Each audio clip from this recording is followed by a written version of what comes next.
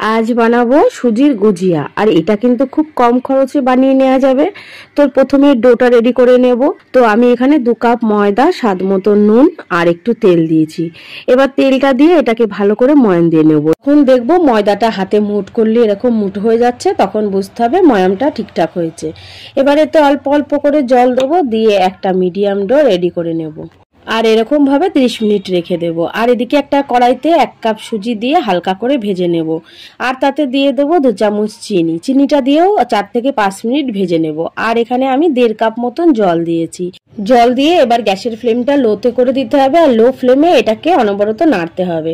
তো নাড়তে নাড়তে দেখা যাবে জলটা পুরো শুকিয়ে গেছে, আর এটা এরকম ঝুরো ঝুরো মতন হয়ে যাবে। আর এদিকে একটা কড়াইতে আমি নিয়ে নেব 2 কাপ চিনি, আর তাতে দেব 1 কাপ জল দিয়ে এটার একটা শিরা বানিয়ে নেব।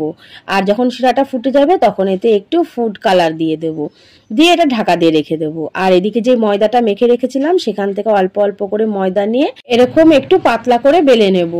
তো এটা এবার যখন বেলে নেওয়া হয়ে যাবে, আর এরকম একটা সাজ নিয়েছি। তো তোমাদের হাতের কাছে যদি অন্য কোনো সাজ থাকে তোমরা সেটা দিয়েও করতে পারো। আর তার সাইডে একটুখানি জল লাগিয়ে দেবো। আর যেই সুজির পুরটা বানিয়ে রেখেছিলাম সেটা দিয়ে এরকমভাবে 2 সাইডটা চেপে দিতে হবে।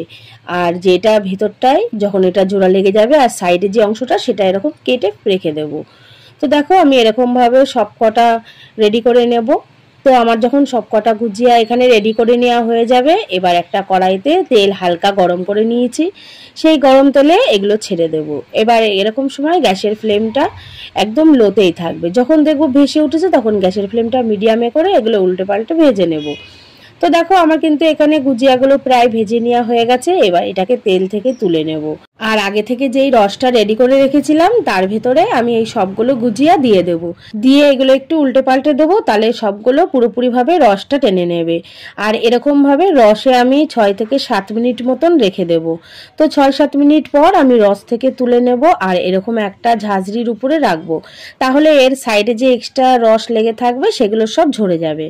তো দেখো আমার কিন্তু এখানে গুজিয়াগুলো পুরোপুরি রেডি হয়ে গেছে। তো তোমরাও এটা অবশ্যই ট্রাই করো। আর এটা কিন্তু খেতে খুবই সুন্দর হয়। আর যদি রেসিপিটা ভালো লাগে একটা লাইক করো।